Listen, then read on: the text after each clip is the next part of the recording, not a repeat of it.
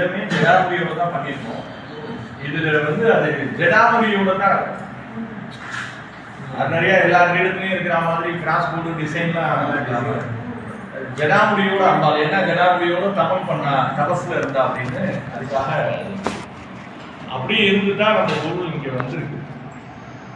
பரசுராமர் தன்னுடைய கத்திரிகத்தி தோஷம் நீங்கிறதுக்காக இங்க வந்து வழிபாடு பண்ணியிருக்காருன்னு பாண்டிய ராஜாவால கட்டப்பட்ட கோவில். பாண்டியர்கள் வலுவா இருந்த காலம்னு சொல்றாங்க. அது முதலாம் தமிழ்ச்சங்கம் வளர்த்த காலம் அப்படின்னு அதுதான் இது பண்ணி சொல்றாங்க. அப்ப அப்படின்னா ஏறத்தாழ 3500 இருந்து 4000 வருஷத்துக்கு முன்னாடி இருந்து அவ எப்படின்னா வழிபாட்டுல இருந்த கோவில ஜெகவீர பாண்டியன் ஒருத்தன் வந்து சீர் பண்ணி கருங்கல்லாம் கட்டளையா மாத்தி கட்டித்தரான். அப்படின்னா அப்ப அதுக்கு முன்னாடியே நம்ம வந்து வழிபாட்டுல இருந்திருக்கா அப்படின்னு சொல்றாங்க. வழக்கமா நமக்கு ஆங்கிலேயர்கள் வந்து நம்மளுடைய வாழ்க்கை முறை நம்மளுடைய பாரம்பரியத்தினுடைய வியப்பு அவனுக்கு பார்த்தோன்னு. ஆனா அதோட அவனுக்கு அந்த நிஜத்தை அவனால முழுமையா ஏற்றுன்னு சொல்ல முடியல. அதனால நமக்கு குறைந்தபட்சமா சும்மா 2000 வருஷம் 3000 வருஷம் அப்படின்னு சொல்லிட்டான். நம்மளுடைய வாழ்க்கை முறையும் நம்ம மெத்த இப்படி வாழ்ந்தா நம்ம சௌகரியமா இருப்போம் அப்படின்னு நம்ம பெரியவர்களால நமக்கு சொல்லி இருக்கிறதோட அனுபவமும் குறைந்தபட்சம் 20000 வருஷத்துக்கு மேல அவ்வளவு அப்டேட் ஆன விஷயம் நமக்கு. ஒவ்வொரு நம்ம சாதாரணமா செல்போன்லாம் வச்சிருக்கோம், மாத்தி மாத்தி எல்லாத்தையும் நம்ம பயன்படுத்துறோம். அப்டேட் ஆகலைன்னா அந்த செல்போன் தன்னால ஓரமா போயிடும். ஒவ்வொரு புதுமையையும் புகுத்துறது, அதே சமயத்துல அந்த பழமையை பாதுகாக்கிறது. அந்த மாதிரியான சூழலோடு இருக்கிற விஷயங்கள் தான் நமக்கு நிலைச்சு நிற்கும். அப்படி இருக்கணும் அப்படின்னா அதுல நிஜம் இருக்கணும், அது சத்தியத்தை சொல்லணும். அது மாதிரி நம்மளுடைய வாழ்க்கை முறையும் நம்மளுடைய பாரம்பரியமும் நம்மளுடைய பழக்க வழக்கங்களும் நம்மளுடைய வழிபாடுகளும் நமக்கு நித்தியமா சத்தியத்தை சொல்லிட்டே இருக்கு. அதனாலதான் நமக்கு எல்லாரையும் விட வியாபகமா நம்மளால இருக்க முடியாது. எங்க போனாலும் நம்மளால பொருந்த முடியாது. நீங்க சொல்ற நம்ம சொந்த ஊரு இங்க, ஆனா நம்ம போனது நம்ம 2 தலைமுறைக்கு முன்னாடியே போயிட்டாங்க. இப்ப அங்க எல்லாரும் நம்ம பொருந்திட்டோம்.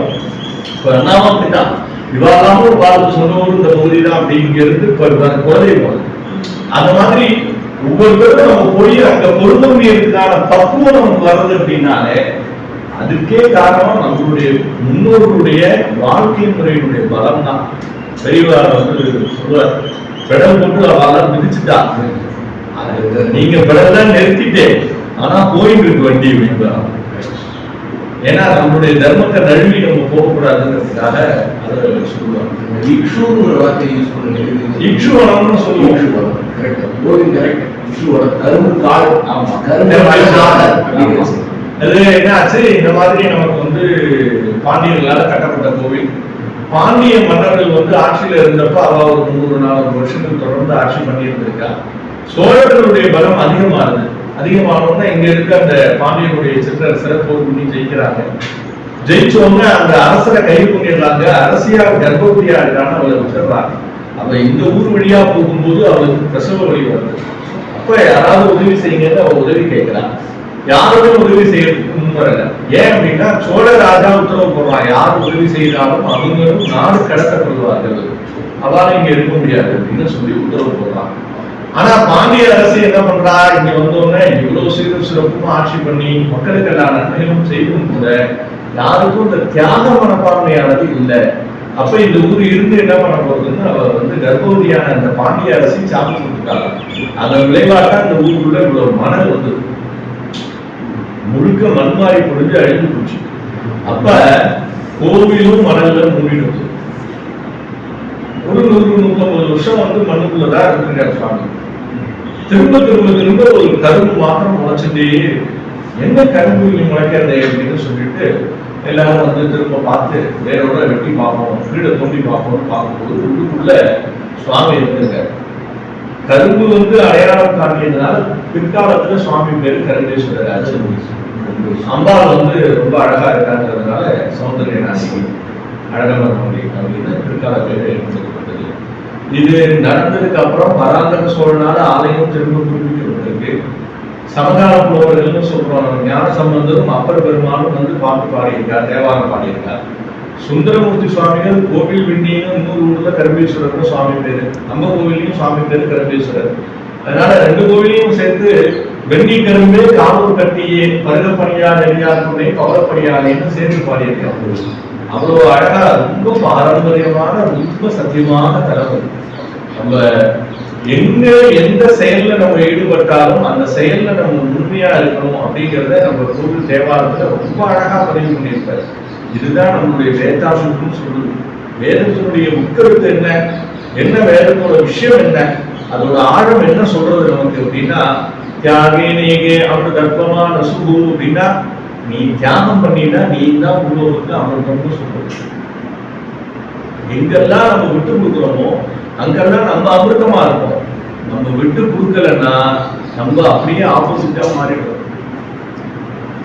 நம்மளே நம்ம வாழ்க்கையில அதை ரொம்ப ஈஸியா எடுத்து பார்த்துக்கலாம் நம்மளுடைய சூழல்ல. அதனால எல்லா விதத்திலையும் நம்ம தியாகம் பண்ண ரெடியா இருக்கணுமா. ரொம்ப அழகா சொல்ற, பொத்தல் மன்சுவர் கொல்லா புறம்படி மெய்த்தன் என்று வியந்துடல் ஏழைகால் சித்தர் பக்தர்கள் சேர்த்திருக்கானோரில் அத்தன் பாதம் அடைதல் கருமமே அப்படிங்கிற. பொத்தல் மன்சுவர், நம்ம உடம்பு எப்படி இருக்கு அப்படின்னா பொத்தல் மன்சுவர் ரொம்ப பலகீனமா இருக்கு. பலமா ஒரு சாதாரணமா எப்படி என்ன நடக்கும் யாருக்கும் தெரியாது. அந்த மாதிரியான ஒரு நிலை தான் நம்மளுடைய சரீரத்துக்கு உண்டு. அதனால பொத்தல் மனுஷர் அப்படிங்கிற பலவீனமான ஆட்கள் யாரையாவது நம்ம முன்னேற்றணும்னு நினைக்கிறோம் அப்படின்னா குறைந்தபட்சம் அவர்லேருந்து நம்ம என்ன எதிர்பார்ப்போம்னா நம்ம சொல்றதா அவர் கேட்கணும். கேட்டா அவங்க ஏதாவது ஹெல்ப் பண்ணி கொஞ்சம் முன்னேற்றி பாப்பான்னு தூக்கி விடலாம். அவன் நம்ம கேட்கவே இல்லைன்னா ஓரா போ அப்படின்னு விட்டுட்டு போவோம். ஆனா நம்ம சரீரம் நம்ம தான் எல்லாம் அதுக்கு கொடுத்து சப்போர்ட் பண்ணி வளர்க்குறோம். பிறந்ததுல இருந்து ஜாக்கிரதையா வச்சிருக்கோம். தேவையான விஷயங்கள் எல்லாத்தையும் கொடுக்குறோம்.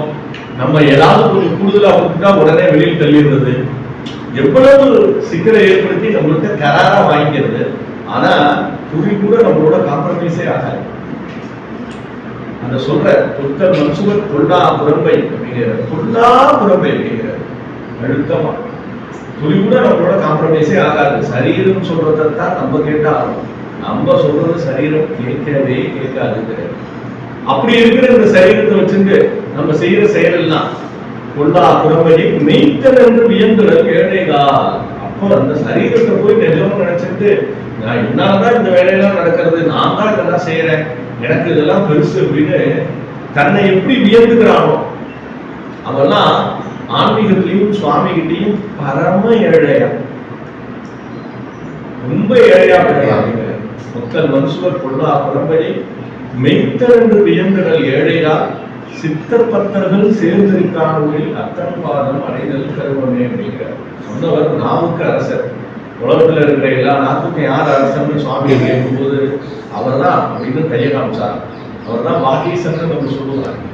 சத்தியவாகீசர்னே பேர் இருக்கு. அவர் தான் திருநாவுக்கரசர்னு சொல்றோம், அப்பர் பெருமான்னு சொல்லுவார்.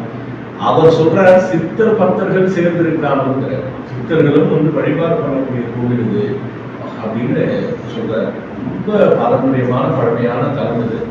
நம்ம வாழ்க்கையில நம்ம எப்படி இருக்கணும் அப்படிங்கறத ஒரு ஞானத்தின் வழியில நம்ம ரொம்ப சிறப்பா சொல்லக்கூடிய தலம். நம்ம என்ன கத்துக்கணும், பேஸ் என்ன நமக்கு அப்படின்னா, எந்த செயல் செய்தாலும் பிரதிபலன் கருதாது அந்த செயலை சரியா செய்து பழகணும். அதுல செயல் செய்யும் போது நமக்கு வர்ற கவனம் இருக்கு இல்லையா, அந்த கவனம் தான் சுவாமியோட பிரசாதம். அப்ப அந்த கவனம் எப்படி இருக்கணும், சுவாமியோட பிரசாதம்னா எவ்வளவு ஜாக்கிரதையா நம்ம அதை செய்யணுமோ அந்த கருத்தோடு அதை செய்யணும், எந்தவித எதிர்பார்ப்பும் இல்லாம இருக்கணும். இப்படி இருந்து நம்ம தொடர்ந்து அந்த செயலை செஞ்சோம்னா நம்ம தான் பிரதமமான சிஷ்யனா இருப்போம். எல்லா விதத்திலையும் நம்ம பலமான இருப்போம். நம்மள அவங்க நீக்கவே முடியாது. இப்படித்தான் நம்ம முன்னோர் எல்லாரும் இருந்தா. நம்ம என்ன பண்ணணும் அப்படின்னா, நம்மளுடைய சிரத்தைய நம்ம செயல்ல தான் காட்டணும். சும்மா காட்சிக்கு மாத்தி மாத்தி காட்டி பிரயோஜனப்படாது. அதனால அதை முழுமையா ஞாபகத்துல வச்சுக்கணும். என்ன படிக்கிறோமோ அதை முழுமையா படிக்கணும், கவனமா இருக்கணும், சரியா செய்யணும். ரொம்ப முக்கியம். ஏதோ தேவையில்லாத கற்பனையை மாற்றி மாற்றி போட்டு நம்ம ஓடுறது எந்த விதத்திலையும் பிரயோஜனமாகாது. தேவையில்லாம நான் கவலைப்படுறேன், நான் அதை சிந்திக்கிறேன், நான் அங்க வந்துட்டாலே தொடர்ந்து அதுதான் எல்லா விதமான விஷயத்துக்கும் பிரதானமான கருவியா இருக்கும். அதனால நம்மளால எந்த செயலும் அங்க நடக்கிறது இல்லை. பரிபூர்ணமா நம்ம உணர்ந்துட்டோம்னாலே சுவாமி தன்னால இழுத்து கொண்டு போய் எல்லாத்தையும் விட்டுருவார். அதனால நம்ம தேவையில்லாம சிந்திக்கிறத விட்டுட்டு செயல்கள்ல திருப்தியா இருக்கிறதுக்கு முயற்சி பண்ணணும். அதுதான் சுவாமியினுடைய ஆజ్ఞை, அதுதான் கருணை. அதைத்தான் நம்ம கோவில் தேவாரமும் கருணாலும் மாற்றி மாற்றி நம்ம சொல்றோம்.